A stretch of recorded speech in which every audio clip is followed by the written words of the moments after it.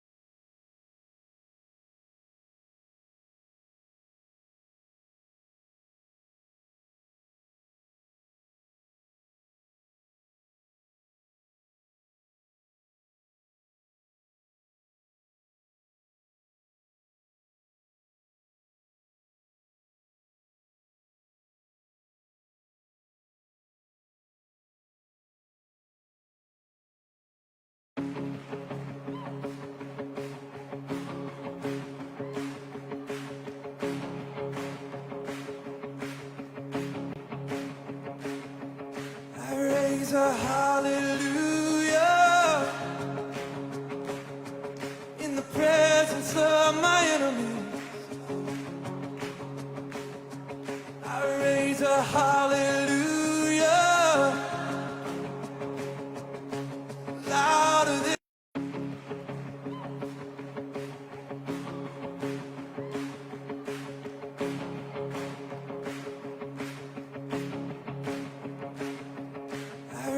a hallelujah in the presence of my enemies. I raise a hallelujah louder than the unbelief. I raise a hallelujah.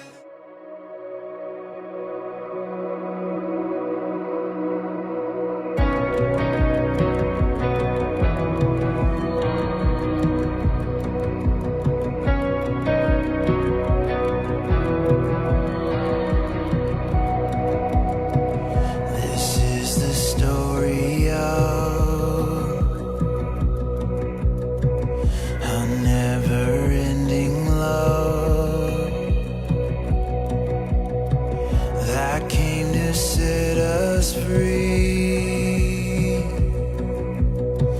for all eternity.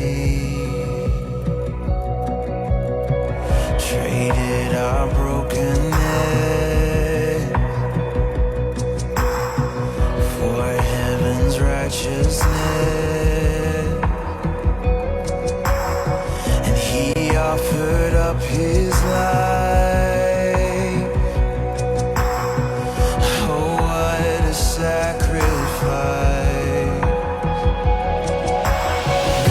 Once and for all, our sin is broken. No other God shall come before Him. And hallelujah, it is finished now, once and for all.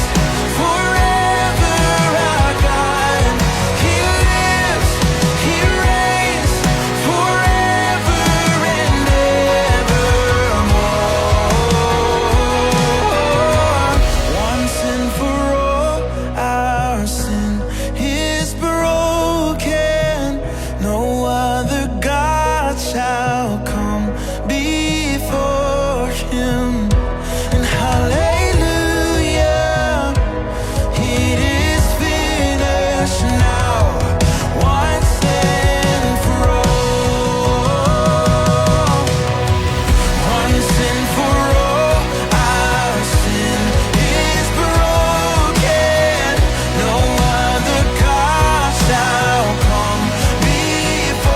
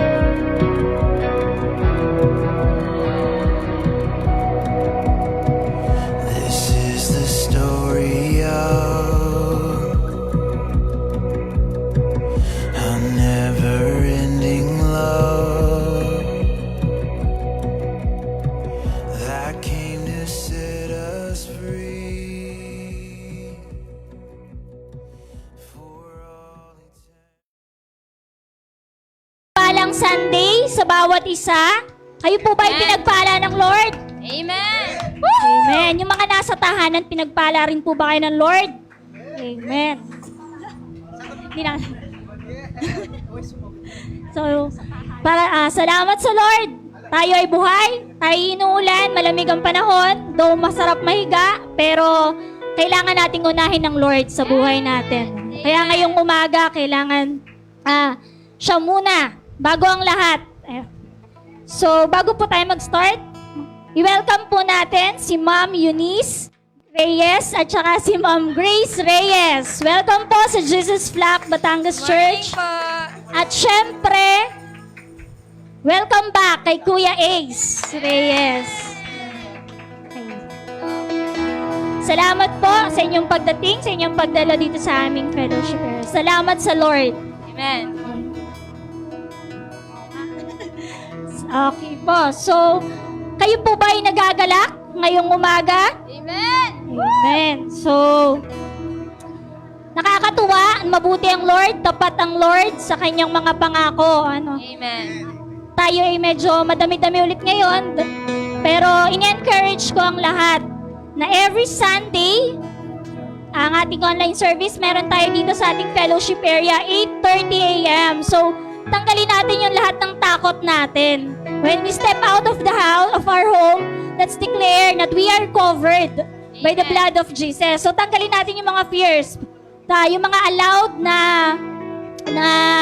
lumabas dito sa ating MGCQ, in-encourage ko na kayo ay pumunta dito sa church. At saka sa ating prayer meeting every Friday, 5 o'clock p.m. Kahit tayo ay live sa ating Facebook page, pero iba pa rin yung presensya, iba pa rin pag nandito ka, iba pa rin yung nararamdaman natin. I remember nung first time ulit tayong nakabalik sa church, yun ay prayer meeting. The first time na nag-strum si Kuya Nathan ng kanyang guitar, talagang nangilabot ako. Ewan ko, I really feel something, it really feels something different. Yung presensya ng Lord yung mag-feel talaga sa atin pag nandito. Sa bahay kasi medyo distracted tayo, Pero syempre yung mga nasa bahay natin, dahil marami naman ding hindi allowed, kagaya ng ating youths at saka ng ating mga elders. So, ini-encourage ko kayo na kahit nasa tahanan, let's dwell in the presence of the Lord. Amen. Okay, so, live tayo through our Facebook page. Yan ay through the effort, syempre, ng ating mga media team. Palakpakan naman natin yung nasa media. And syempre, sila ay binigyan ng gifts ng ating Panginoon. Sila ay nagpapagamit sa Lord. So, praise God sa buhay nila. Tayo ay nararating sa ating mga tahanan kahit tayo ay nandyan. Amen? And syempre, ang ating mga kids, hindi sila nagpapahuli. Meron sila every Tuesday, 6:30 p.m. via Google Meet. And syempre, live din tayo dun sa kanilang Facebook page, Jesus Flock Kids Church. So, yung mga parents, ini-encourage ko rin na samahan natin ang ating mga anak sa online nila kasi nakakatuwa. Sila talagang kahit ganito yung panahon natin, hindi nakakalimot sila na lagi silang nare-remind ng kabutihan pa rin ng Lord. Natuturuan sila kahit nasa mga bahay nila, nararating sila. At saka napapractice sila dahil nagme-memorize sila ng mga verses. Nandun lagi na every week, may pinangahawakan silang salita ng Lord. Naniniwala ako na as they grow old, yun ang madadala nila, sabi nga yan sa Proverbs. And of course, kung meron kayong mga prayer requests, pwede po kayo, habang tayo ay live sa ating Facebook page, pwede kayong mag-comment dun sa ating dun sa comment box. Hashtag prayer request, isend nyo lang para mabasa ng ating mga nasa media team. And pwede rin naman kayong mag-message sa ating messenger group chat, yung all members natin. So kung kayo ay may mga prayer request, kung kayo ay may mga blessings na tatanggap, gusto nyo mag-testify, so pwede nyo rin dong ilagay sa ating group chat or sa ating Facebook page. At syempre, dun sa mga minsan ay nahihiya, pwede kayong mag-direct message sa ating pastor, kay Ma'am Ness, sa ating mga leaders. Kung meron kayong mga gustong ipag-pray, may mga request kayo. And syempre, kung gusto nyo pa rin mag-share, maganda yung nakakapag-share tayo ng kabutihan ng Lord sa buhay natin. Kasi nakaka-encourage dun sa ibang nanghihina, na talagang yung presensya ng Lord ang kailangan natin. At kaya nga tayo isang church, we're one body, kailangan tayo ay sama-sama, kaya tayo tulong-tulong, kung ano man ang ating mga pinagdadaanan.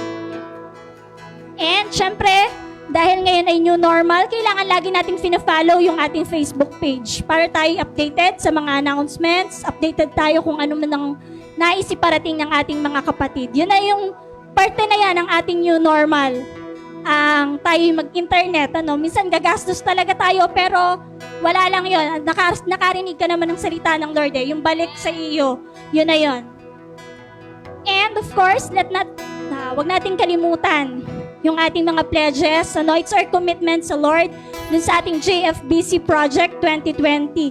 Alam ko na medyo mahirap ngayon ang panahon dahil natin pinagdaran, pero yun nga, commitment natin yun sa Panginoon. Kailangan lang nating gawin yung part natin at naniniwala ako na alam ng Lord ang kalagayan natin, di ba? So, siya ang magbabalik sa atin. I believe na babalik niyan, siksik, liglig at umaapaw. Kaya huwag kayong mag-worry na baka mamaya wala na akong No. Ang Lord ay napakabuti. Ang Lord ay napakatapat sa atin. Kaya huwag nating kalimutan yung ating pledges sa ating JFBC project. Yan naman ay para sa ating lahat. Hindi lang yan para kung kanino man, hindi rin para para yan sa ating lahat, para sa Lord. Amen? Amen. At dyan po nagtatapos ang ating announcements. Pero bago tayo mag-worship, bago tayo tumuloy sa ating pag-awit sa Panginoon, let's watch this video.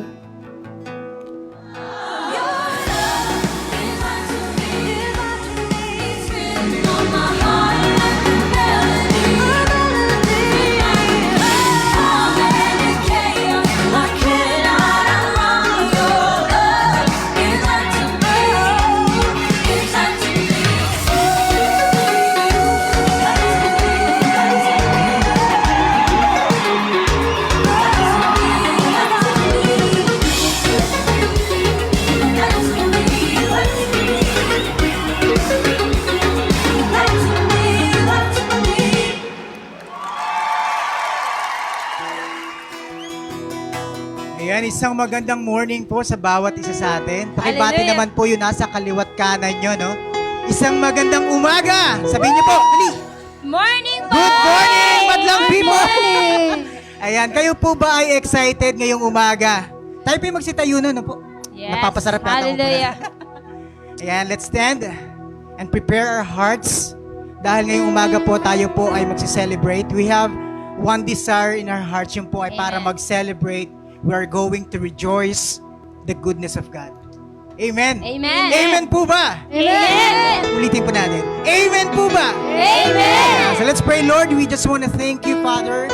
Salamat, Panginoon, for this wonderful morning. Kahit na umamon po, God, it is your blessings, Panginoon, para sa amin, Lord God. And this morning, Panginoon, nawa, Panginoon, ay maibigay namin yung taos-puso naming pagpupuri.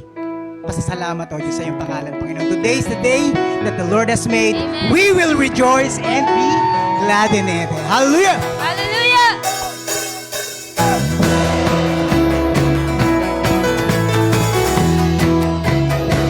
Today is the day that the Lord has made.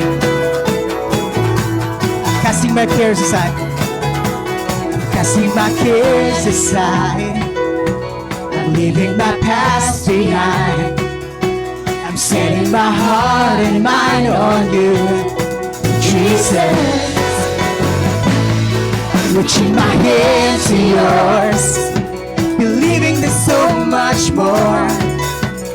Knowing that all you have in store for me is good. Yes, good.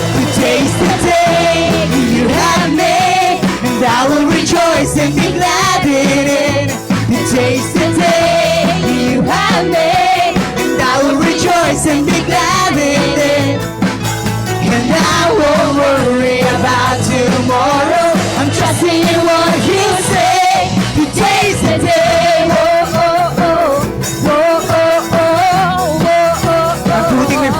Putting my fears aside. I'm leaving my doubts behind.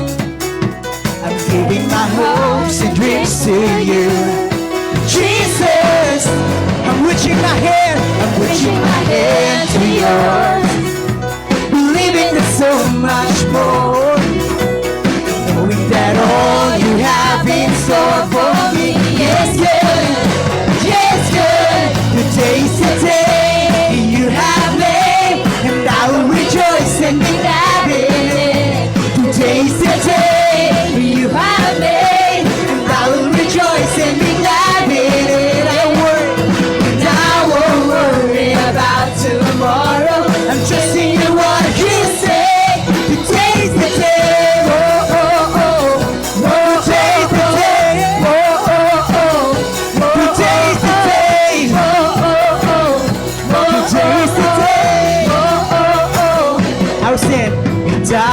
stand upon your church. I will stand Yeah. upon your truth. And all my days I live for you. All my days I live I will for you. stand and I will stand upon your truth. I will stand upon your All my truth. days and all my days I live for you.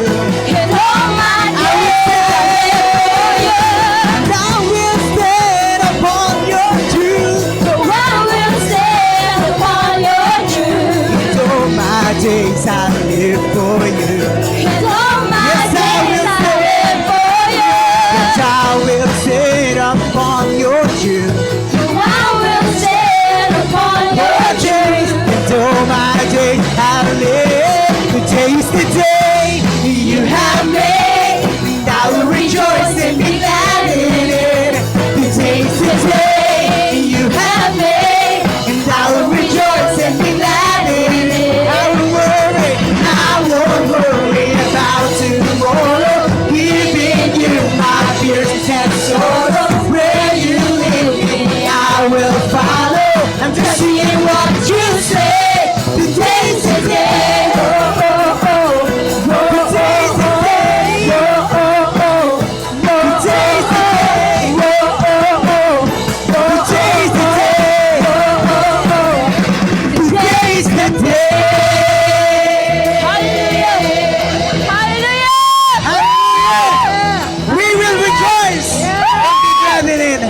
Hallelujah. Kayo po ba'y masaya sa piling ng ating Panginoon? Amen! Amen! Hallelujah. Sabi po sa awitin, kay saya-saya. Kaya dapat makita sa mga mukha natin, no? Na tayo'y masaya ngayong umaga. Amen!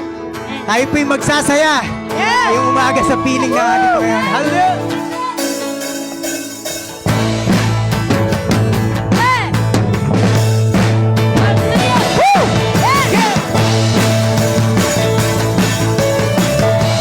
Huwag kang mag-alala. Huwag kang mag-alala sa mundo ginagalawan. Ang buhay mo ngayon Ay ay katiyakan. Huwag mag-alinlangan, tumawag sa Kanya. Siya ang kasagutan, mapagkailanman. Sabay-sabay tayo! Kay saya-saya ng buhay kapag kasama ka. Kay ganda-ganda ng buhay Kapag kapiling ka, ikaw ang buhay ko, hindi magbabago. Walang katulad mo, O Jesus. Ikaw ang kailangan.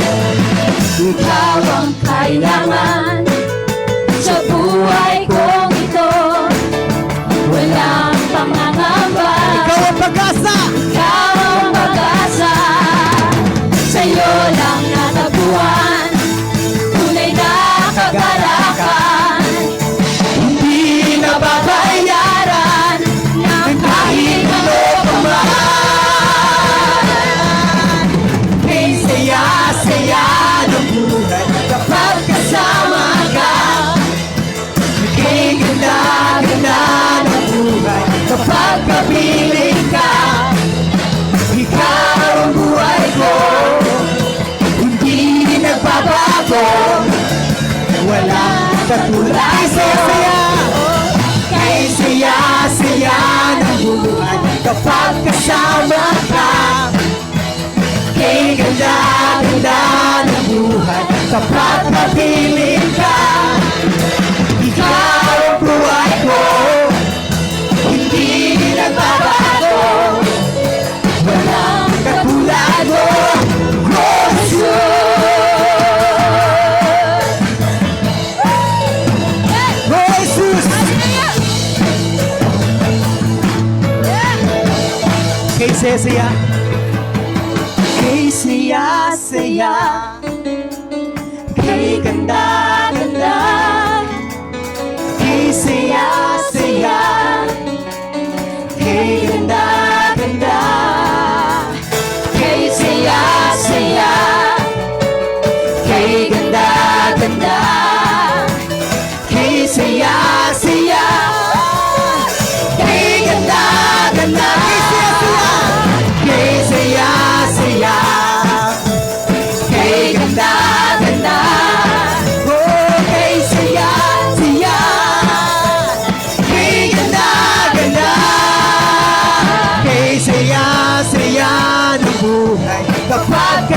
kasama ka.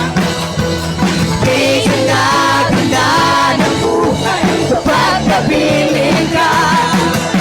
Ikaw ang buhay ko, hindi nagbabago. Walang minsan pa ulitin natin kay saya-saya. Kay saya-saya ng buhay kapag kasama ka.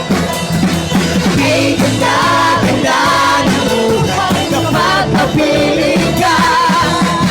Ikaw ang buhay ko, hindi nagbabago. Walang katulad mo, Jesus. Walang katulad mo, Jesus.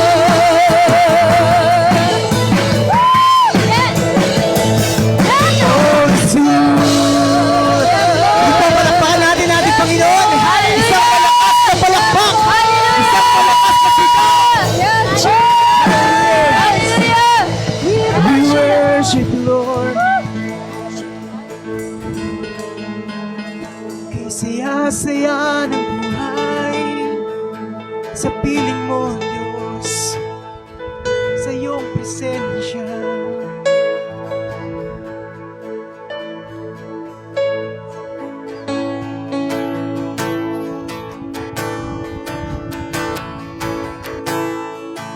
Yes, you are good, good Father. Yes, you are perfect in all of your ways. Oh, worship. Oh, I've heard 1,000 stories of what they think you're like, but I've heard the tender whisper of love in the dead of night, and you tell me that you're pleased and that I'm never alone. Sing your good, good Father. You're a good, good Father. It's who you are. It's who you are. It's who you are. And I'm loved by you. It's who I am. It's who I am. It's who I am.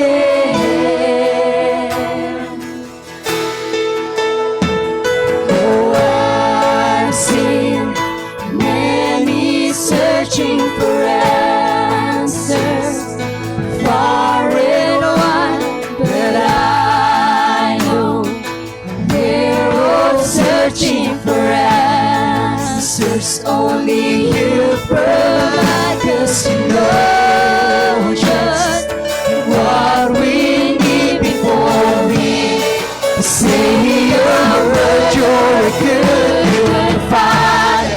It's who you are. It's who you are. It's who you are. And I'm loved by you. It's who I am. It's who I am. It's who I am. You're a good, good Father. It's who you are. It's who you are.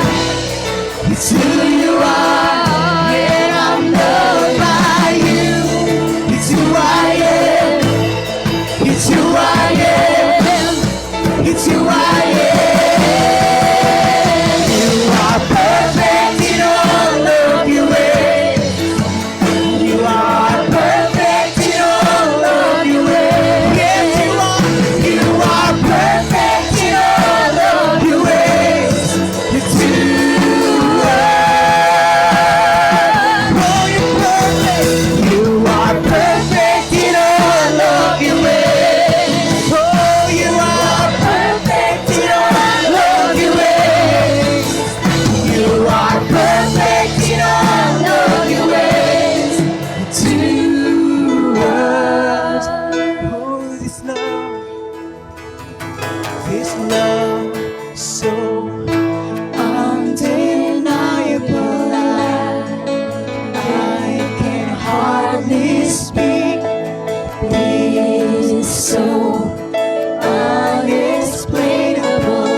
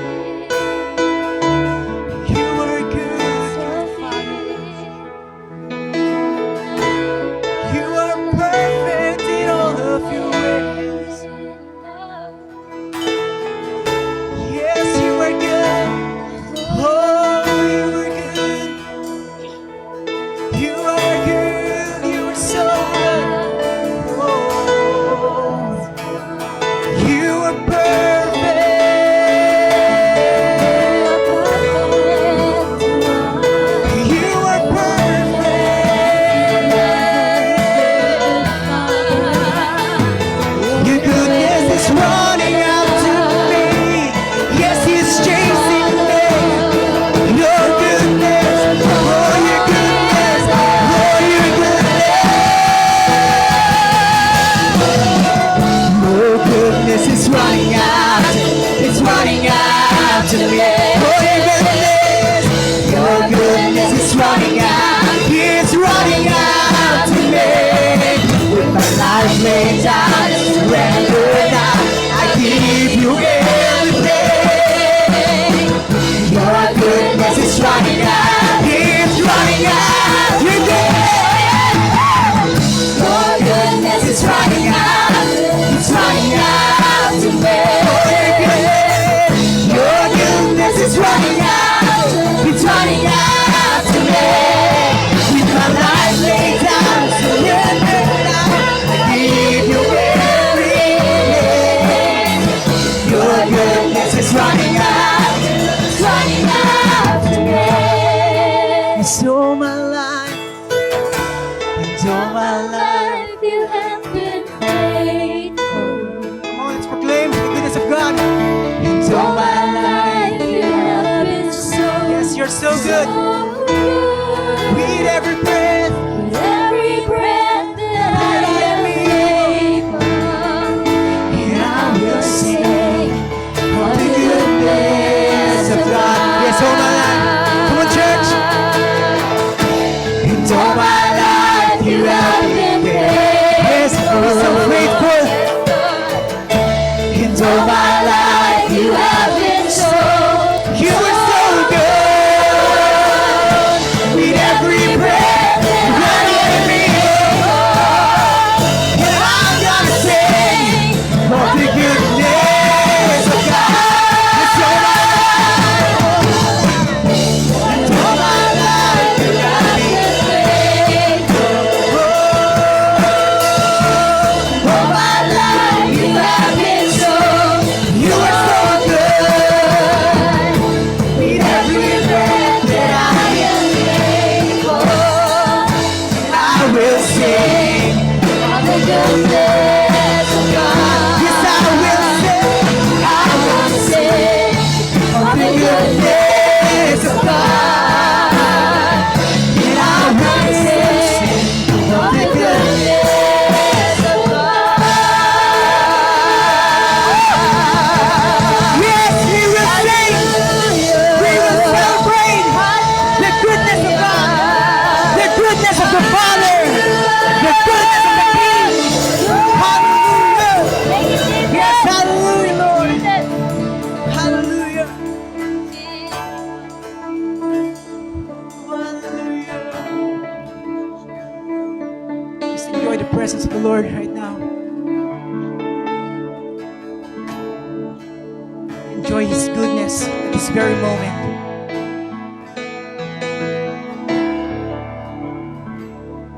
Enjoy His presence.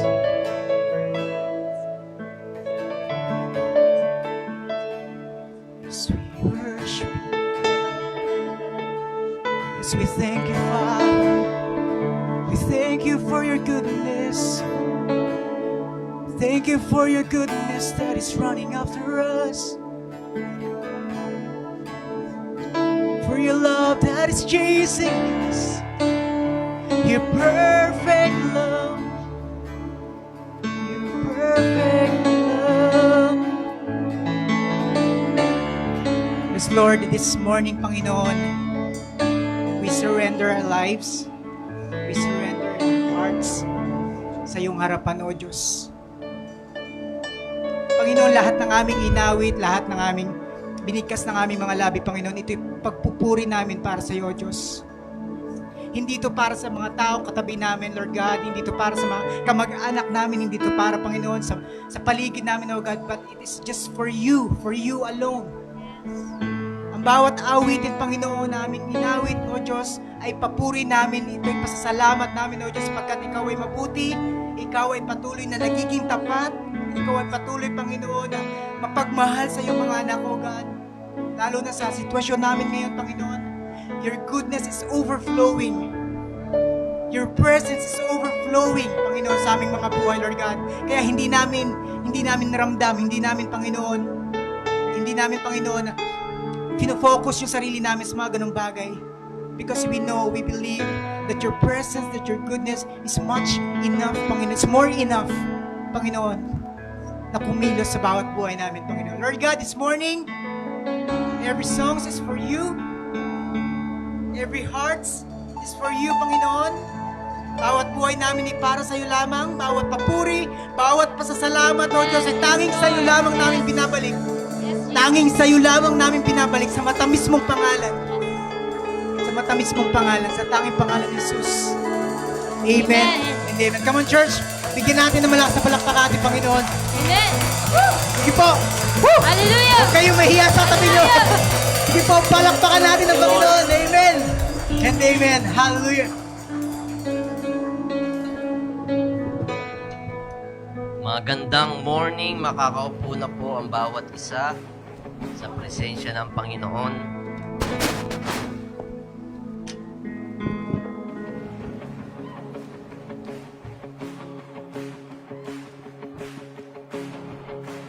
Sa mapagpalang umaga, ako'y nagagalak na ang bawat isa ay narito, bagamat yung iba nating mga kapatid ay nasa loob pa na kanilang mga tahanan, sa mga kabataan at maging doon sa ating mga seniors. Okay, hello sa inyo sa inyong tahanan. Nawa kayo ay nakikinig at nanonood. Huwag niyo po akong tulugan, ha?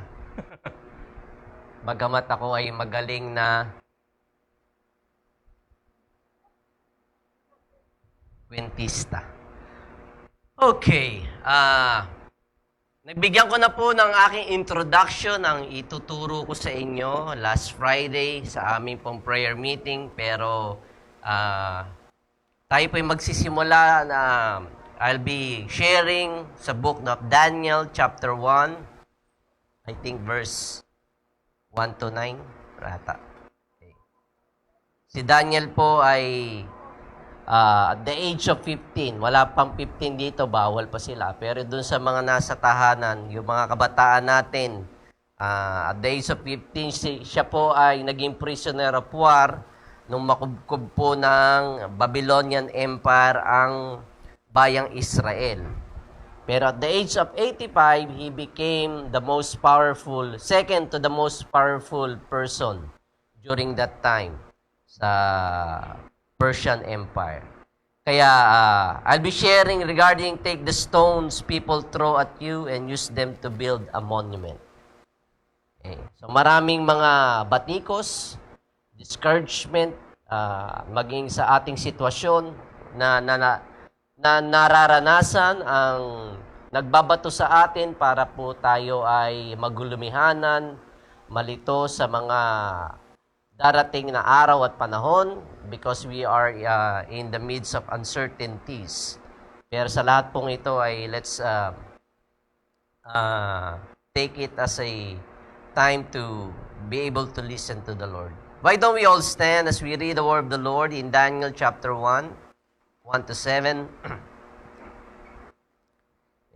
Sabi dito sa NIV version, during the third year of King Jehoiakim reign in Judah, King Nebuchadnezzar of Babylon came to Jerusalem and besieged it. Binigyan ko ng diin yung salitang besiege. The Lord gave him victory over King Jehoiakim of Judah and permitted him to take some of the sacred objects from the temple of God. So Nebuchadnezzar took them back to the land of Babylonian and placed them in the treasure house of his God. Then the king ordered Ashpenaz, his chief of staff, to bring to the palace some of the young men of Judah's royal family and other noble families who have been brought to Babylon as captives. Select only strong, healthy, and good-looking young men, he said. Make sure they are all well-versed in every branch of learning, are gifted with knowledge and good judgment, and are suited to serve in the royal palace. Train these young men in the language and literature of Babylon. The king assigned them a daily ration of food and wine from his own kitchens. They were to be trained for 3 years, and then they would enter the royal service.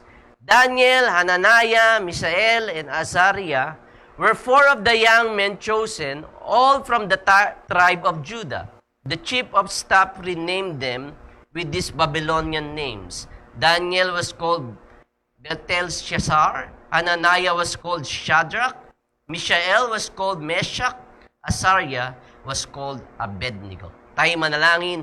Panginoon, inahayaan ko na ang iyong salita ang siyang magbigay kaaliwan, magbigay ng lakas sa aming pananampalataya as we come before your presence physically, Panginoon, sa lugar nito ng aming panambahan. Dalahin ko, Banal na Espiritu, na ako'y tulungan mo as I speak your word, that it would really reach out into the spirit and souls and hearts of people who are listening right now. Dahil ikaw lamang, Banal na Espiritu, ang makakagawa noon. At ako lamang ay yung instrumento. Kaya andalahin ko, Panginoon, na lukuban mo po kami, Panginoon, ng iyong banal na presensya sa lugar na ito at maging doon sa mga kapatid namin na nasa kanilang tahanan. Pagpalain mo ang oras na ito. Ito po ang aming dalangin sa pangalan ni Jesus. Lahat magsabi ng Amen. You may be seated. Pwede nyo pong idungaw muna ang inyong tanggalin nyo muna ang inyong mga face mask para ngumiti lang pansamantala sa inyong mga katabi. Yan. Sa susunod, lagyan nyo ng pentel pen na nakangiti. Okay, praise the Lord. As I've said, si Daniel po was 15 years old. Okay, at that kind of age, kasama niya yung kanya mga kaibigan, si Shadrach, Meshach, at Abednego, ay isang palaisipan paano sila nag-succeed. Paano sila nagtagumpay sa ganong klaseng kultura, kulturang pagano, kultura na walang pagkilanlan sa Panginoon Diyos, na kung saan they are not supported with what they believe, and yet, they kept their integrity and moral values in life. Napanatili nila ang kanilang katapatan sa Panginoon Diyos. I shared last Friday na sa 1 Peter 4:12 na kung saan sinabi ni Pedro na wag daw tayong magulumihanan o wag daw tayong masyak o masurprise sa mga various trials na ating pong nararanasan sa ating buhay. Sa John 16:33 naman sinabi ni Jesus na in this world we will have tribulation. Marami sangkatutak na mga pagdurusa ang mararanasan natin dito sa mundong ito. Pero sabi ng Lord, take heart.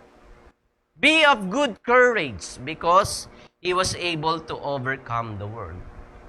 At ako po'y naniniwala mga kapatid na sa ating po kinapapalooban, samot-saring problema, samot-saring suliranin, nasa panahon tayo ng uncertainties. We don't know what's going to happen tomorrow, next week, next month. Nobody knows. Kaya, ako'y naniniwala na ang gusto ng Panginoon Diyos sa kanyang mga anak na tayo po'y magtagumpay sa lahat ng ating nararanasang problema, suliranin. Lagi kong sinasabi, noong walang pandemic, marami na tayong problema. Di po ba? Dinagdag pa nitong pandemic na ere. Okay. Kaya talagang nagpapabigat po sa ating pong buhay dito sa mundong ibabaw. Meron pong 4 na sources ng problema. Okay. Generally speaking, ang una-una pong source ng problema sa buhay ay ikaw. You. Okay. Tayo. Ang ating sarili. Okay? Ang isa sa pinakamalaking problema. Hindi ko po sinasabing gilitan nyo ng leeg ang sarili at kayo magpakamatay na. Okay? That's not I'm saying. Because we are living in a broken world, okay? Kaya kadalasan po sablay ang ating mga desisyon. May mga mali tayong desisyon sa buhay. Wala pong makapagsabi na perfect ang kanyang desisyon. Ang mga mali at pagsablay nating mga desisyon sa buhay ang nagdudulot po ng pagkasakit, ng heartache sa bawat isa sa atin. Itong mga bad decisions. Hindi po ako perfecto. Okay. Maaaring iba sa inyo galit sa akin. Okay. You don't like me right now, pero you're going to love me in heaven. Kung papapasukin kayo raon, yun lamang ang katanungan. What I'm saying is that in this world, there's so much imperfections. Pero sa sangkalangitan ay wala pong pasakit, walang suffering, walang heartaches, walang pain, walang hurts. Okay. Kaya sinabi po ng Panginoon Diyos sa Hebrews 12 verse 26 to 27 na merong magaganap na pagyanig. Every time God speak, marami po during the Old Testament times, ang mga Israelita sa pangunguna ni Moses ay nasisindak every time na ang Panginoon Diyos ay magsasalita. Sabi po sa verse 26, when God spoke from Mount Sinai, His voice shook the earth, but now, He makes another promise. May pangako siya muli.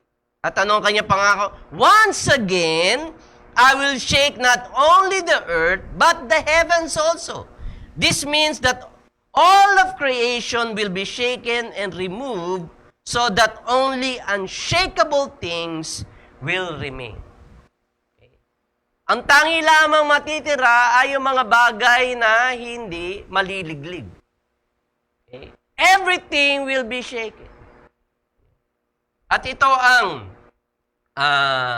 mensahe na nararanasan nating pandemic. Everything was shaken. Everything was shut off. Okay? Every plans that we have has been disrupted. Kaya kung wala kang matatag na pundasyon sa iyong buhay, maliliglig ka talaga. You'll be shaken. Lahat po ay nililiglig ng Panginoon Diyos para matira lamang yung mga bagay na unshakable. Ang pangalawang source ng problema ay ang sanlibutan, the world that we live in. Saan ka man dakong pumanig, okay? The world that we live in, itong evil system, okay? That we have right now would try to pull us down. Ito yung nagpapahirap okay, sa buhay natin. Ang sanlibutan na ating kinabibilangan. The evil system. Tayo po ay bilang tao, we are desperate for men's approval. Nais natin na tayo ay matanggap ng lipunan. At para tayo po matanggap dahil ang sistema sa sanlibutan ay masama, makamundo, anong ginagawa natin? In order for us to be accepted by society, we lower our standards. Ibinababa natin ang pamantayan natin, lalong-lalo na kung ang pamantayan mo ay naka-align sa salita ng Panginoon Diyos. Bawal maglagay, pero dahil kulang ka na sa oras, okay, at ikay nagmamadali na maaprubahan ang mga dokumento mo, anong ginagawa ng karamihan? Naglalagay. Nakalagay sa mga paskil sa government agency, no fixers allowed. Kukuha ka lang ng lisensya, okay, dahil ikay nagmamadali, magbabayad ka sa mga fixers. People would try to give in and give out simply because okay, we want to be accepted. Nais natin tayo matanggap ng lipunan. Kaya ibinababa natin ang ating pamantayan. Mga kapatid, we don't need the world's approval to like us, so we will be happy. Ang ating validation comes from the Lord. Ano ang iyong identity? I am a child of God. That's the validation. Okay? You need to see to it, okay? Kung ikaw ay walang identity crisis sa buhay mo, you are a child of the King. You are the child of God. You are accepted because you are His child. Yun lamang. Okay? At yun ang kinakailangan nating mailagay sa ating kaisipan. We don't need other people's approval para tayo po ay ma-validate. The third source of our problem is Satan. Yan. Ito, bakbak ito ng ano eh. Okay. Pag may sablay tayong ginawa sa ating buhay at pumalpak, sino? Who's to blame? Satan. Okay. Di ba nung si Adan, si Eva ay nagkasala? Okay. Anong ginawa nila? They do the blame game. Nung tinanong ng Panginoon Diyos, oh, Adan, yung babae. Nung kinausap si Eva, yung ahas. The devil is real. Hindi po siya katang-isip na gustong ilagay ng demonyo sa atin. Everything that Satan would tell us is base po sa lahat ay kasinungalingan. Nais po ng kaaway ng demonyo na tayo maniwala na wala siyang kapangyarihan. Hindi po totoo po yun. May kapangyarihan si Satanas. He has power. Sa Corinto sabi, he can disguise as an angel of light. He has power, but he has no authority. Hindi ko maano yung sa salitang Tagalog, yung power at authority, parehong kapangyarihan pag inano mo eh. Okay. Si Satanas, may kapangyarihan siya, pero wala siyang authority that comes from the Lord. He is not deputized by the Lord. Yung kapangyarihan niya, yung authority niya, okay, to kill and steal and destroy our lives, nagmumula kanino? Nagmumula sa atin din because we are allowing Him. Okay? Nakikialign tayo sa kanyang mga kasinungalingan at yun po, when we agree upon the lies of the enemy in our lives, then we give him the power to destroy, to kill, and steal our lives. Okay. Yan po ang misyon ng ating kaaway. He wants to discourage, defeat us, para mag-create ito ng doubts, depression sa buhay natin. Brother and sister, okay, nais ko pong sabihin sa inyo, Satan hates us so much. Galit ang kaaway sa atin. Kinapopuotan tayo ng demonyo because every time he looks at you, he sees the image of God the Father. Right? Dahil sabi sa Genesis 1:28, we are made in the image of God. Kaya ganun na lamang po ang kapuotan ng demonyo sa atin. So yan po ang tatlong source. Una, ang sa iyong sarili. Pangalawa, ang sanlibutan ng ating kinabibilangan. Pangatlo, si Satanas. At ang pang-apat ay ang Diyos. Ha? Bakit? Well, some of our problems and pressures in life actually comes from God. Doon sa ating binasa sa Daniel 1, God gave victory to King Nebuchadnezzar. Bakit? Kaaway mismo ng Israel, doon kumampi ang Diyos. Dapat kumampi siya sa Israel, sa kanyang bayan. Pero bakit kinampihan ng Diyos si Nebuchadnezzar, ang Babylonian Empire? Because God is doing the shaking. Nililiglig ng Panginoon Diyos ang buhay natin. And He has the reason for doing that. At yan ang ating bibigyan ng diin. Maari you can question, okay, God, but we cannot question His wisdom. God is God, and we are not. Always remember that. Ang Diyos ay Diyos at tayo ay hindi.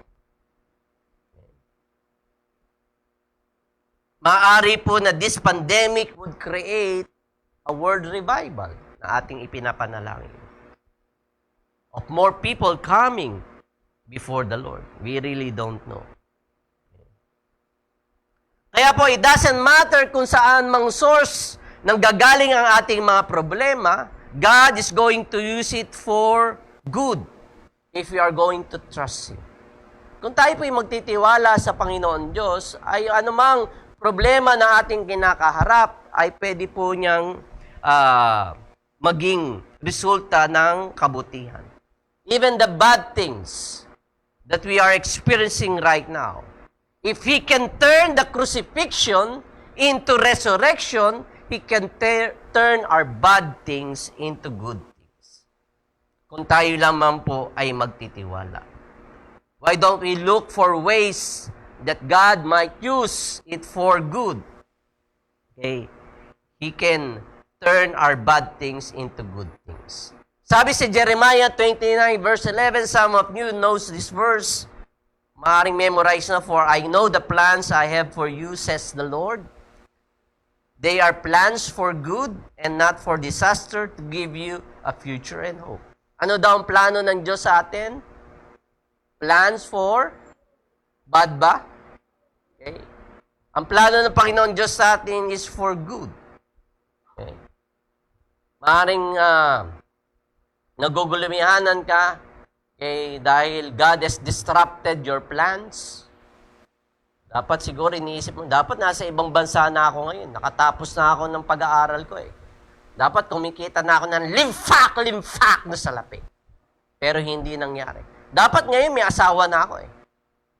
Dapat ngayon may anak na ako eh. Na-disrupt lahat ng plano natin. At kuminsan, dahil nasira ang plano natin, anong tingin natin sa Diyos? Masamang Diyos siya. Because He has disrupted our plans. Okay? Meron sabi diyan, they are plans for good. The plan of God for us. Okay?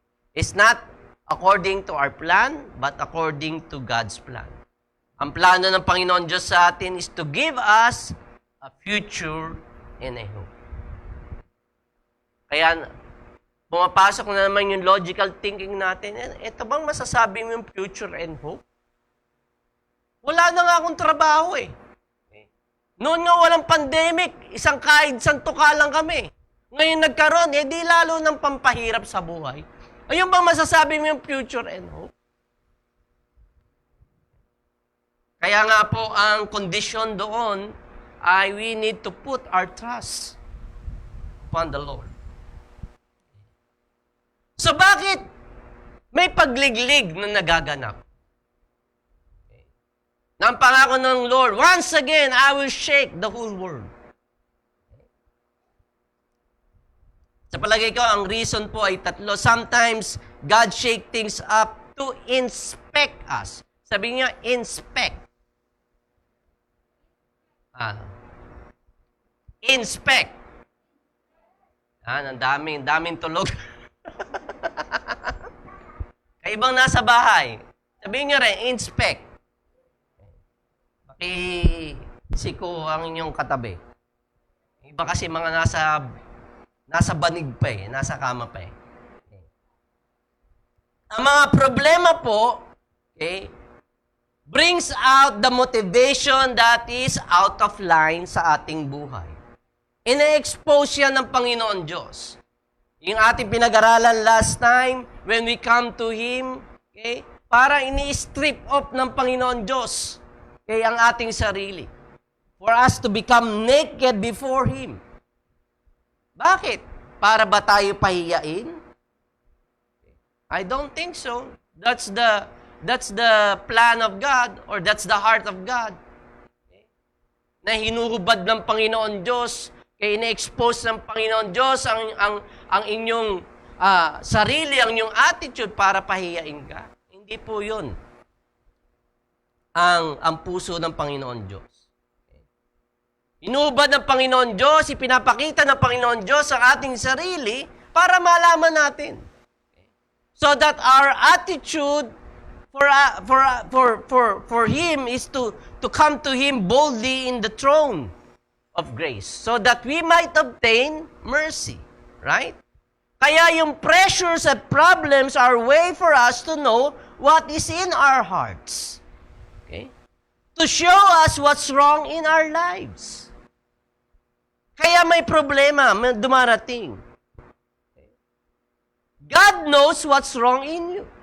Alam ng Diyos Ama kung anong mali sa inyo. Okay? He doesn't need a problem to come into your life to tell it to God. Okay? He wants you. He wants us to know what is out of line in our lives.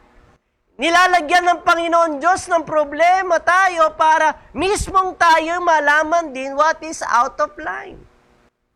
Kung ano yung mga attitude na kinakailangan natin baguhin. Kumbaga sinasabi ng Lord, I want you to know what you need to work out in your life. Because we're living in an imperfect world. And nobody is perfect. Right? Bawat isa sa atin ay may mga issues. Tama po ba ako? At sa lahat ng mga isyong yon, pag pinagsama-sama mo, nagkakaroon ng conflict, irritation, frustration, disappointments, away, alitan. Tama po ba? Kaya pinapakita ng Panginoon Diyos sa pamamagitan ng problema kung ano ang mali sa atin. Balik tayo ulit kay Adam at kay Eve nung sila'y nagkasala. Nung marinig nila ang yabag ng Panginoon Diyos na lumalakad sa hardin, tinanong ng Panginoon Diyos, nasaan kayo? Adan, Eva, nasaan kayo? Ay lang naman, akala ko ba omniscient si God? Lahat ay alam. Bakit siya nagtanong? Nasaan kayo? Nais ko pong sabihin, mga kapatid, when God asks a question, He already knows the answer. He knew exactly where Adam and Eve was. Kaya nagtanong ang Diyos, nasaan kayo? Ano ang sagot ni Adan? They were afraid, they were guilty because they were naked and they were hiding. At yan ang senaryo natin ngayon. We're afraid, we're guilty, we're naked, and we are hiding. Matagal ng problema ni Adan until now, dala-dala natin sa buhay nito. Jeremiah 17:10 says, But I, the Lord, search all hearts and examine secret motives. I give all people their due rewards according to what their actions deserve. So it is God that examines our motives. Importante sa Kanya yung the why kesa yung the what. Why you did it? Hindi niya tinatanong what you did. What you did. Importante sa Panginoon Diyos yung why. What matters to the Lord is our integrity rather than our image. Sa atin, mas binibigyan natin pansin yung ating image. Kasi yun ang nakikita ng tao. Yung panlabas. Pero it is God that examines the heart of man. Right? Even si Prophet Samuel ay sinabihan niya. Nung inutusan ng Panginoon Diyos si Propeta Samuel para mag-anoint ng next king of Israel, anong sabi ni Samuel? Ito na nga, matipuno, makisig na lalaki. Yung mga kuya ni David ang naroon. Pero wala ni isang pinili ang Panginoon Diyos. Anong sabi ng Panginoon Diyos kay Samuel? People looks at outward appearance, but I look into their heart. Kaya tanong ni Propeta Samuel, meron ka pa bang ibang anak maliban dito sa pinahilera mo sa akin? Anong sabi ng tatay ni David na si Jesse? Meron pa. Kaya lang, batang paslit yun eh. Ano yan eh? Taga-alaga ng tupa. Kaya, tsaka mo yung tupa, hindi pang king, ano yun? Peg, ika nga. Hindi pang hari. Pang tupa lang siya. Pero sabi ni Propeta, papunta. Okay? When David came, he was anointed to be the next. Because he looks at the heart. And he's looking at your heart right now. Maging ng mga tao na nasa kanilang mga tahanan. Alam ng Diyos kung tutulog-tulog kayo. Kala nyo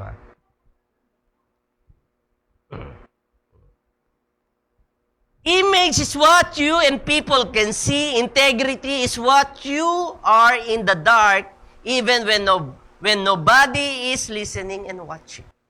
Right? Kaya sinasabi ng Diyos, I want to test you so you can see your own heart.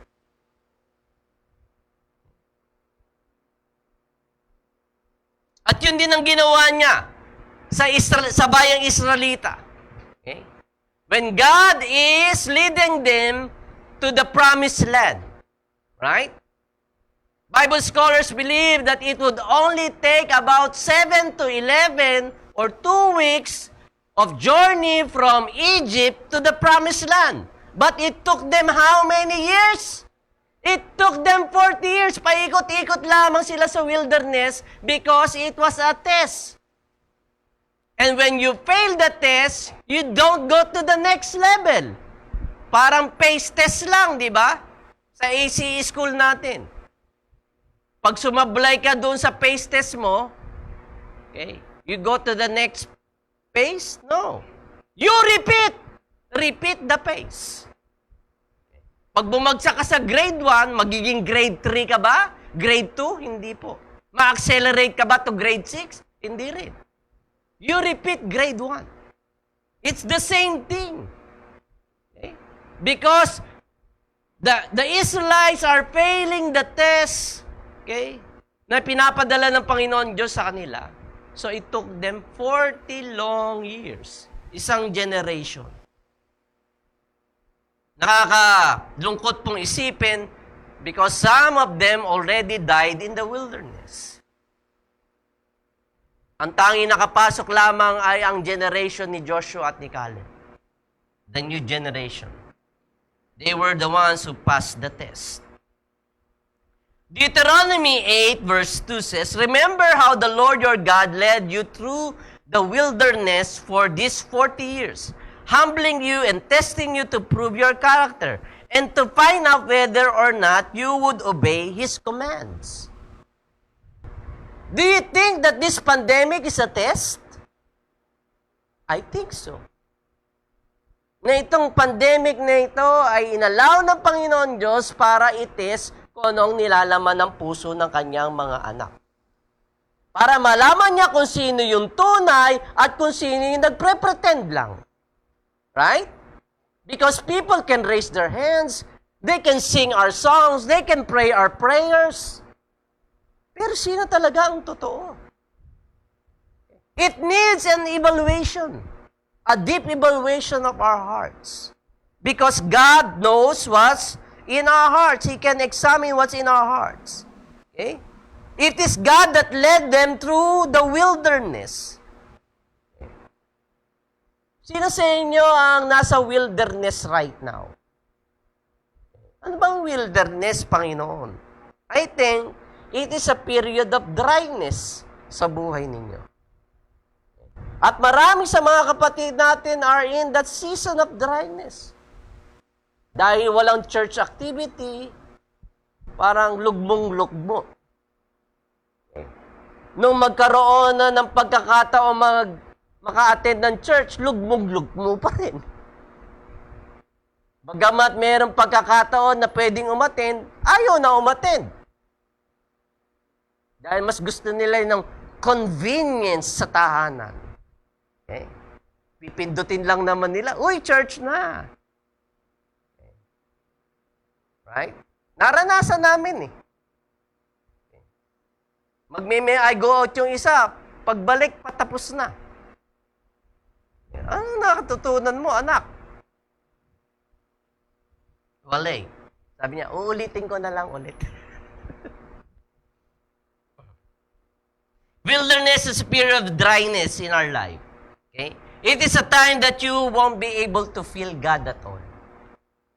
Parang ang layo ng Diyos. Parang wala siyang sinasabi. Kahit na magbasa ka ng Biblia, parang wala na. Nabasa ko na eh, from cover to cover eh. Yung cover lang sa binasa. Parang hindi nag-i-speak ang Panginoon Diyos sa kanila. Ano kayang reason? Okay? The reason is, okay, kaya nafe-feel mo na malayo ang Panginoon Diyos is for God to test you to do the right things even though you don't feel Him. Nais ng Panginoon Diyos na gawin mo pa rin ang tama kahit hindi mo siya nararamdaman.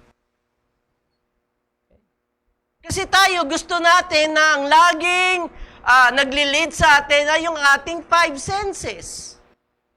The sense of smell, touch, seeing, hearing, and tasting. Gusto natin yun. Okay?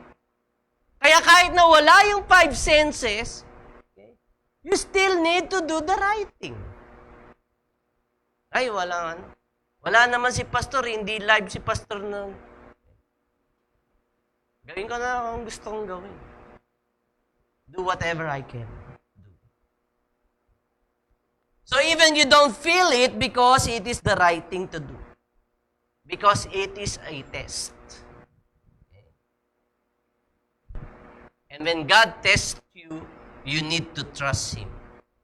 Because it is a matter of maturity. Problems that comes in your life are a measuring tools. Yung mga problema doon dumarating sa ating buhay ay parang measuring tools daw po para sa bawat isa sa atin. Problems can be likened to a refining fire that is used to burn all the impurities away. Ang ginto po ay dinadarang sa apoy para matanggal lahat ng impurities at ang matira lamang ay ang pure gold. Mabilis pong sabihin na, Lord, Ikaw ang first sa aking buhay. Ikaw ang aking priority. But when the heat is on, pag dinadarang ka na sa apoy, ano ang mangyayari kay God? Kung minsan, nasa sideline lang siya. Dahil ang importante sa iyo ay ang inyong convenience at ang iyong popularity. Right? May nabasa akong article na sinasabi ng isang mangangaral, ang Kristiyano daw, it is not a call of God for comfort nor convenience. Okay? It is a call for God for discipleship. To follow Him. Kaya nga pag mahirap na ba ang buhay, pag dumaranas na ba tayo ng samot-saring pagsubok at problema, then you say, bye-bye na Lord. Just for the sake of convenience. You might be saying you're totally committed, pero I've seen people walking out of their love and their faith in the Lord. Nabasa niyo na ba yung Matthew 24? In the last days, what's going to happen? Nakikinig ako kahapon kay Cindy Jacobs, sa kanyang website. Sabi ni Cindy Jacobs, one of the most popular prophet right now that we have in the world. Hindi ko po kayo tinatakot, pero tinatakot ko po kayo. Okay. Sabi ni Cindy Jacobs, right now, what we're experiencing right now, okay, is a dress rehearsal for the coming of God. Pag sinabing dress rehearsal, parang pine-prepare na tayo, no? Okay. Yung parang tunay na mangyayari. Sinasabi sa Revelations 12. Da-da-da-dan! Okay. But you won't. Huwag niyo pong hayaan na ang pagkapraning at pagkatakot ang siyang mag-ari sa inyong buhay.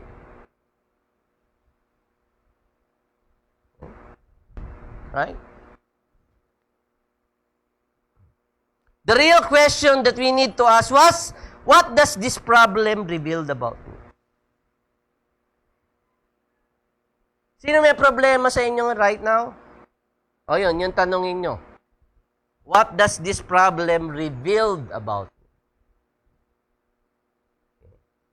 The next point that I want to share, sometimes God shake things up to correct us.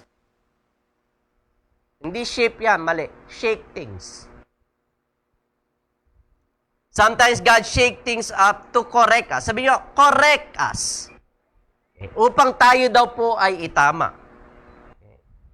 Sa ating binasa sa Daniel chapter 1, the nation of Israel has fallen into idolatry, immorality. During that time, maraming mga prophets ang Panginoon Diyos na nagbibigay warning. If we are not going to get our acts together, then we're going to lose our freedom. At that time, si Daniel, bata pa. Nakita ni Daniel kung papaano nilusob ng Babylonian Empire ang Jerusalem, ang Israel. And indeed, they lose their freedom. 25% of the people was held captive by the Babylonian Empire. The other 75 died during that war. Kinubkob sila ng Babylonian Empire. At sinabi nga doon sa verse na God has given victory to King Nebuchadnezzar. Instead of giving victory sa bayang Israel, kinampihan ng Panginoon Diyos ang kalaban ng bayan ng Israel. Why? Because God is teaching them. God is correcting them. Why? Because they've fallen into idolatry and immorality. Dinala yung 25% sa Iraq, which is the modern Babylonian today. Kasama doon si Daniel at yung tatlo niyang kaibigan. They were captive for how many years? For 70 long years.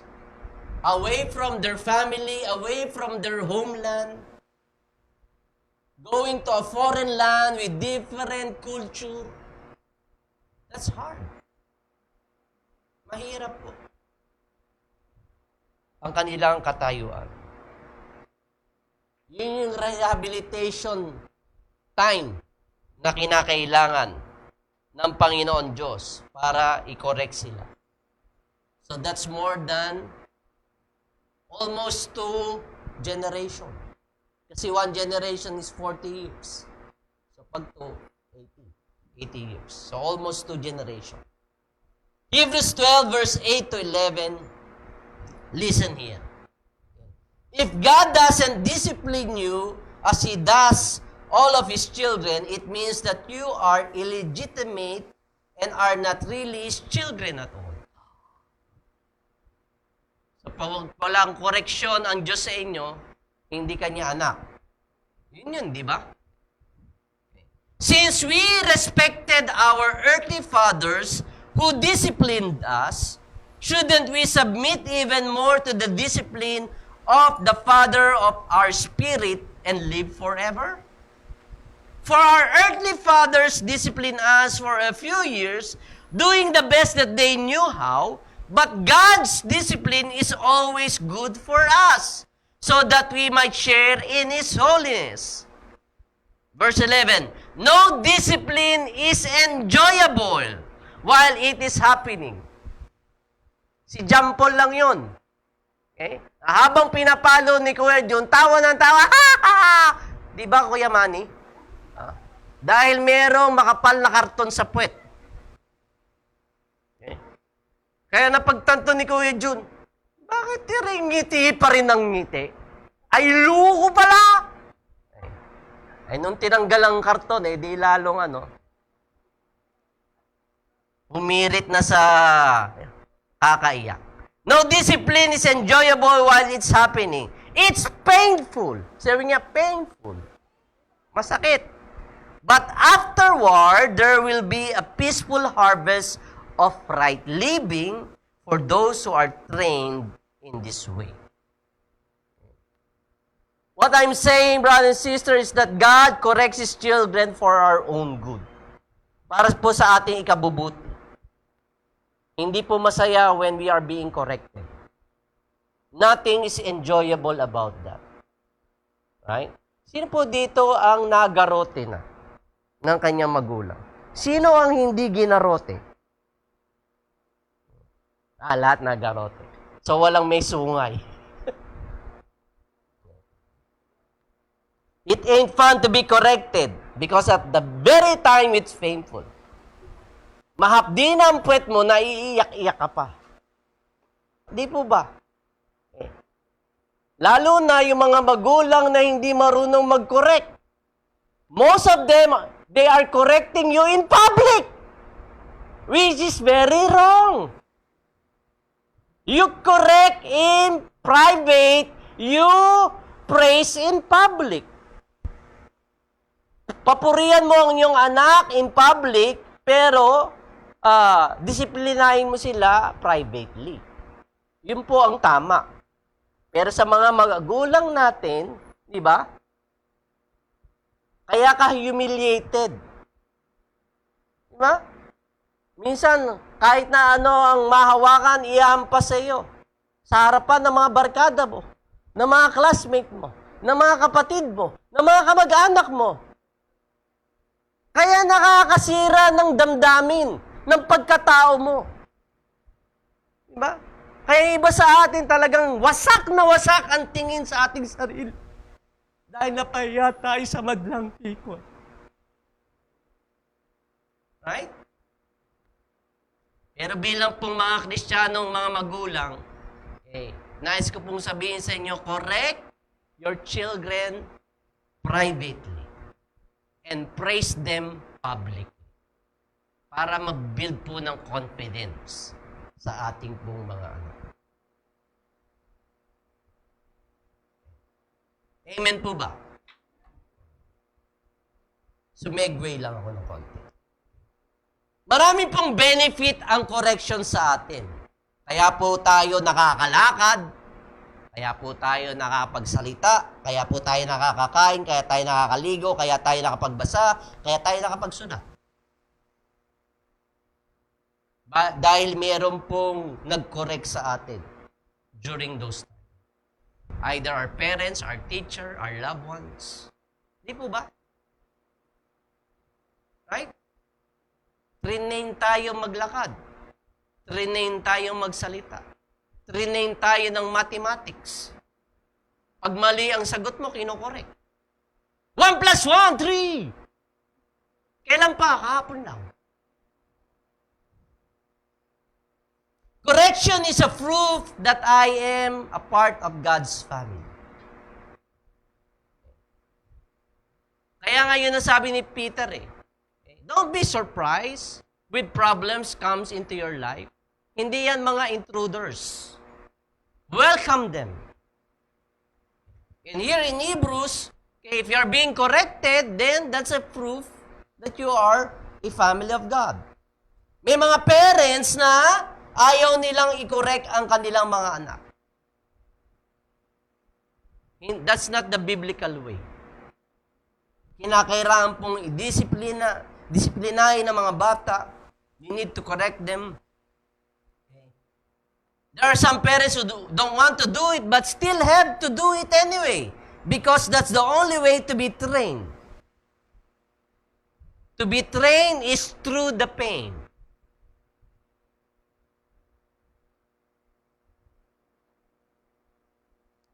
Job 5:17 says, "But consider the joy of those corrected by God. Do not despise the discipline of the Almighty when you sin." O galing na kay Job yan. Si Job talagang sobra. To the max. Yung pinagdaanan ni Job. Tama po ba? Nawala lahat ng ari-arian, nawala ang kanyang mga namatay, lahat ng kanyang mga anak. At higit sa lahat, dati siyang pogi, ngayon naging tinubuan ng bulutong mula ulo hanggang talampakan. Siya yung tao na naging bulutong. Bulutong na naging tao. So when God is correcting us, He's saying He loves us. Minamahal tayo ng Panginoon Diyos. He's whispering to our pleasure, but He's shouting to our pain. The only time we change is when the fear of change is exceeded by pain. May mga ganitong tao Magbabago lamang pag nakaranas talaga ng sobrang pagdurusa sa kanilang buhay. Pero pagkatamtaman lang, kaunti lang, para hindi magbago. Ayaw magbago. Okay. When pain gets bad enough, then that's the time that you really need to change. Right? Tama po ba? And some learn through failures. Maraming natututo sa pamamagitan ng mga pagsubok sa buhay. Pag may sinabihan kang, "Wag mong hawakan yan, mapapasok ka." Ano usually yung ginagawa? Ha!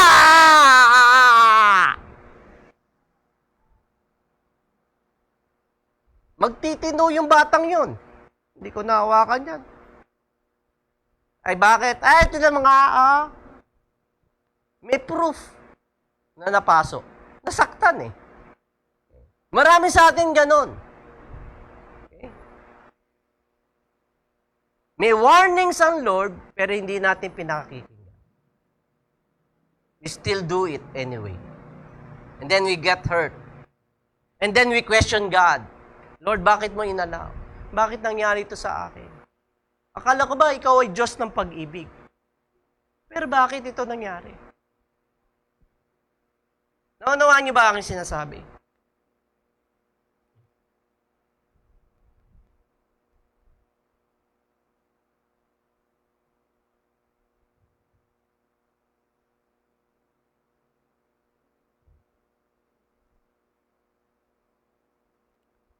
Brothers and sisters, some of us don't learn the value of money until we lost it. Some of us don't learn the value of marriage until we lost it. We don't learn the value of health until we lost it. We don't learn the value of friendship until we lost it. The right question that we need to ask ourselves, what is this problem teaching me? Ano ang tinuturo ng problema ito? And lastly, the third thing that I want to share, sometimes God shake things up to direct me. Una, to inspect. Second, to correct. Third, to direct. Problems do come into our life to point us to another direction or path. Proverbs 16 verse 9 says, we can make our plans, but the Lord determines our step. Biblical po to make plans. But sometimes, God brings problem into your plan in order to redirect. Kung minsan may mga plano po tayo sa ating buhay na kinakailangan na 180 degrees turn. Ibig sabihin talagang opposite. Yung plano mo ay hindi talaga para sa iyo. Makakasira yan. So, kinakailangan na 180 degrees turn. Sometimes, yung mga plano natin needs evaluation, needs a small adjustment. Naunawaan niyo po? May redirection. Okay. May mga problema na dumarating sa mga plano natin para ma-evaluate natin. Para ma-assess natin. And God is the one determining our step along the way. Itong pandemic na to ay maraming tinuturo sa bawat isa sa atin. Tama po ba? Hindi naman lahat ay negative, ano? Negatibo ang turo nito. Una-una, tinuruan tayo na tayo ay ano? Na tayo ay maglinis sa ating sarili. Tinuruan tayo ng personal hygiene. Sa mga panahon pong ito, sa paglabas mo sa iyong tahanan, kinakailangan kompletos ricados ka. Parang pupunta ng gera.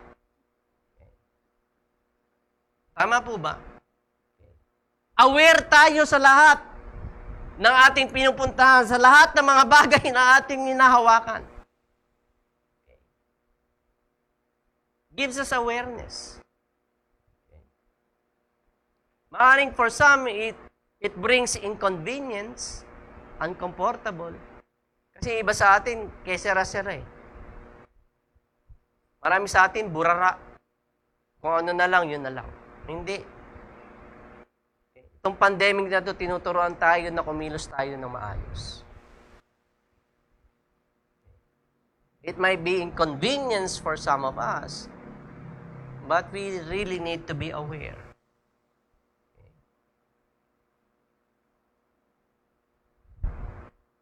As pastor of this church, I've been really studying, learning, reading articles. Okay.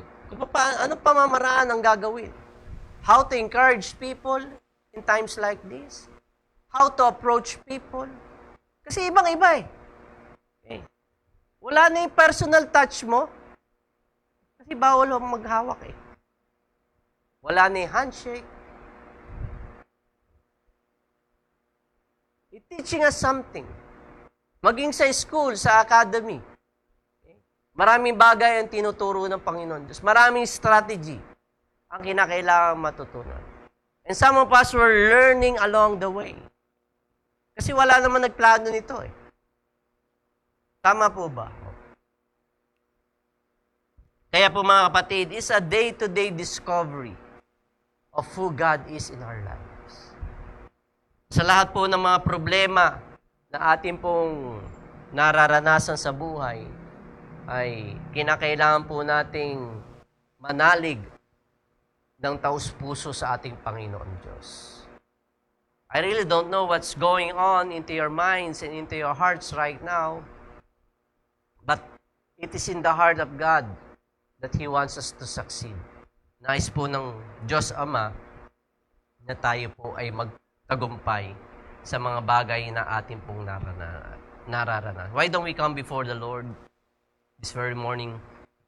We're going to worship God. We're going to really take this time to evaluate ourselves, assess ourselves, our hearts, as God is the one that can truly judge and examine, okay, ang ating puso. Why don't we sing this worship song, Banal Mong Tahanan, okay, na kung saan tayo ay magsumamong dumulog sa ating Diyos Ama. Why don't we all stand in the presence of God? Let's make it a prayer before Him right now. Ang puso ko'y dinudulog sa iyo. Ang puso ko'y dinudulog sa'yo. Nagpapakumbaba, nagsusumama. Nagpapakumbaba, nagsusumamo. Maging dapatin. Maging dapatin mo. Ikaw ay mamasdan. Ikaw ay mamasdan. Makaniig at sa'yo ay pumisa. Muli natin awitin, ang puso ko'y dinudulog. Ang puso ko'y dinudulog sa'yo. Nagpapakumbaba, nagsusumamo. Nagpapakumbaba, nagsusumamo. Maging dapatin mo. Maging dapatin mo. Ikaw ay mamasdan, makaniig at sa'yo ay pumisan. Loobin mo ang buhay ko'y maging banal mong tahanan. Luklukan ang iyong wagas na pagsinta. Daluyan ng walang hanggang mga papurit pagsamba. Maghari ka, O Diyos, ngayon at kailanman. Salamat, O Diyos, na kami ay malayang makakalapit sa iyo. Ikaw na gumawa sa amin, ikaw na lumikha. Wala kaming maitatago, Panginoon. Ang aming buhay ay lantad sa iyo. Ang aming mga gawa, at higit sa lahat, Ikaw ang sumisiyasat ng puso at buhay na ito. Panginoon, kami po ay una sa lahat, nagpapakumbaba sa iyo. Kung meron man pong pagmamayabang, o meron man po, Panginoong, pagsumbat sa mga suliranin na dinaraanan namin sa aming mga buhay, humingi po kami ng kapatawaran sa iyo, Panginoon. Hayaan mo, Diyos, na makita namin sa aming sarili mga mata. Hindi, Panginoon, na kinukumpara namin ang aming sarili sa bawat isa. Pero sa pagkakataong ito, that we can see it before our very eyes, Lord. Kung ano ang kinakailangang mabago sa amin. Kung ano ang kinakailangang, Panginoon, na mga suliranin na ito na itinuturo sa aming buhay. Panginoon, I pray that you are going to inspect us, correct us, and direct us, O Lord.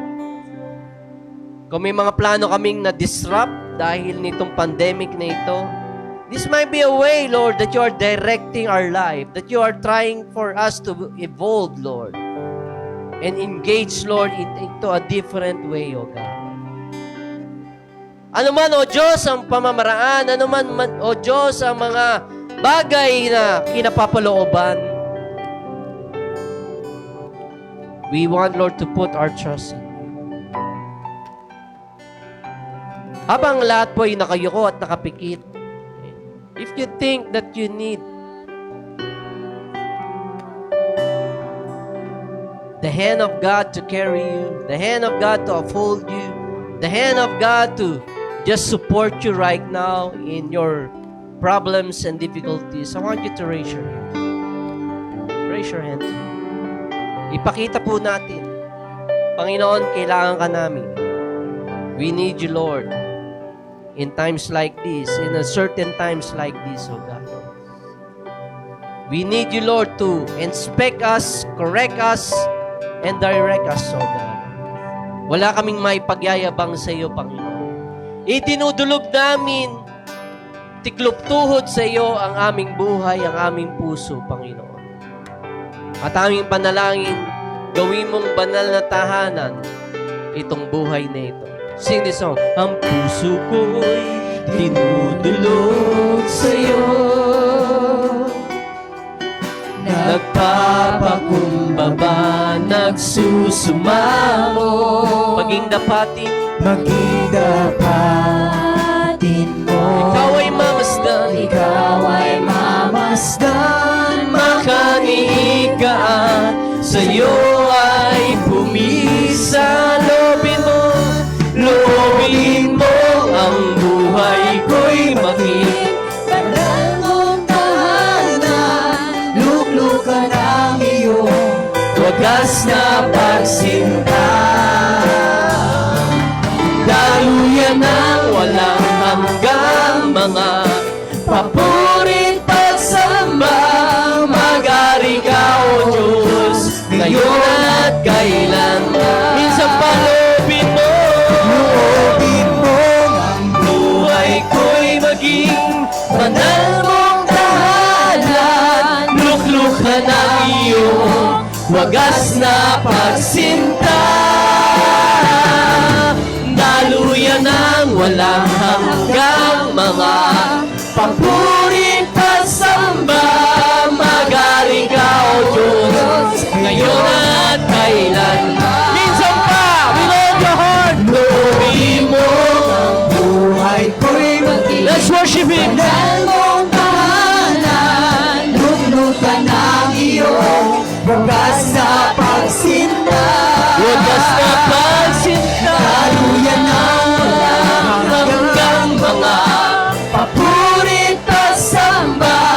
mag-ari ka, O Diyos, ngayon at kailanman. Mag-ari ka, O Diyos, ngayon at kailanman. Tunay nga, Panginoon, yan ang aming panalangin. Maghari ka, O Diyos, ngayon at kailanman. Sa buhay na ito na iyong nilikha at pinagkaloob sa amin. Lord, sa mga problema na dumarating sa buhay namin, Lord, alam namin na sa pamamagitan ng iyong biyaya, sa pamamagitan ng iyong kalakasan na ipinagkakaloob sa amin, ay mapapanagumpayan namin ang lahat ng ito. Lord, hayaan mo na kami ay magtiwala lamang sa iyo. Hayaan mo, Panginoon, na patuloy mo kaming kupkupin bilang iyong mga tunay na anak, na ikaw, O Diyos, ang aming provider, na ikaw, O Diyos, ang aming protector. Lord, na ikaw, O Diyos, Panginoon, ang aming sandigan sa mga pagkakataong ito. And Lord, we lay down, Lord, our plans, Lord, before you, O God, Lord. And we know, God, Lord, it is you that's going to inspect, correct, and direct us, O God. We just want, Lord, to give you all the praises and all the glory. In this we pray in Jesus' name. And everybody says, Amen and Amen. Amen. Palapakan natin, Panginoon. We're going to give our tithes and offering.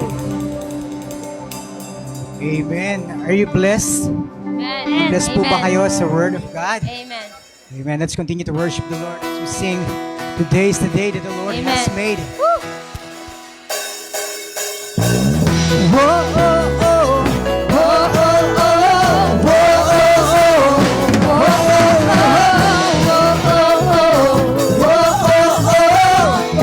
Casting my cares aside, I'm casting my cares aside. I'm leaving my past behind. I'm leaving my heart and mind on you, Jesus. I'm reaching my hands to yours, believing there's so much more, knowing that all you have in store for me is good, is good. Today's the day that you have made, and I will rejoice and be glad in it. Today's the day that you have made, and I will rejoice and be glad in it. And I won't worry about tomorrow, I'm trusting in what you say. Today's the day, oh, oh, oh. Today's the day, oh, oh, oh. I'm putting my fears aside, I'm leaving my doubts behind. I'm giving my hopes and dreams to you, Jesus.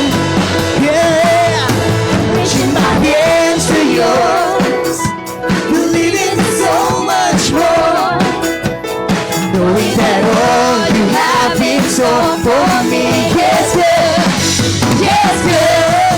Today's the day you have made, and I will rejoice and be glad in it.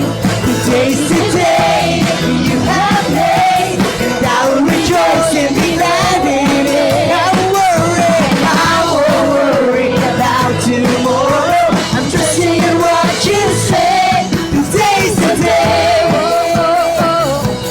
today's the day.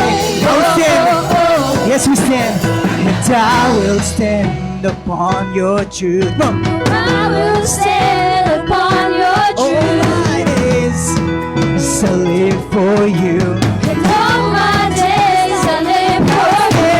And I will stand upon your truth. I will stand upon your truth, And all my days I live for you. And all my days I live. Today's the day you have made, and I will rejoice and be glad in it. Today's the day you have made, and I will rejoice and be glad in it.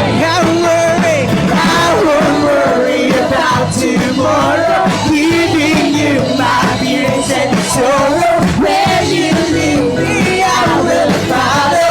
I'm trusting in what you say. Today's the day. Oh, oh, oh. Today's the day. Oh, oh, oh. Today's the day. Oh, oh, oh. Today's the day. Oh, oh, oh. Today's the day. Hindi po palakpakan natin ang Panginoon. Give him a big clap of offering. Hallelujah, Lord. Yes, hallelujah. Today's the day, Lord. We're going to celebrate Lord, maraming salamat once again for this wonderful day na pinagkaloob niyo po sa bawat isa, Lord.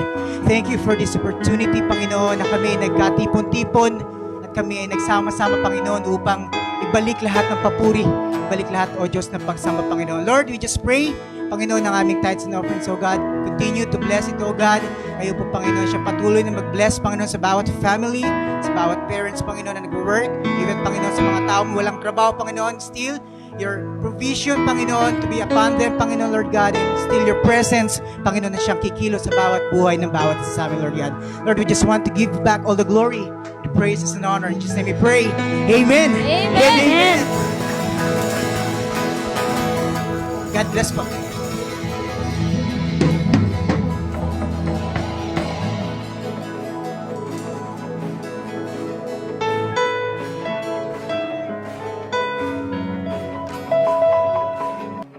I raise a hallelujah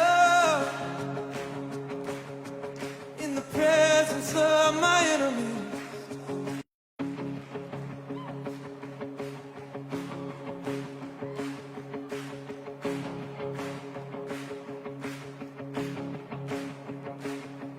I raise a hallelujah.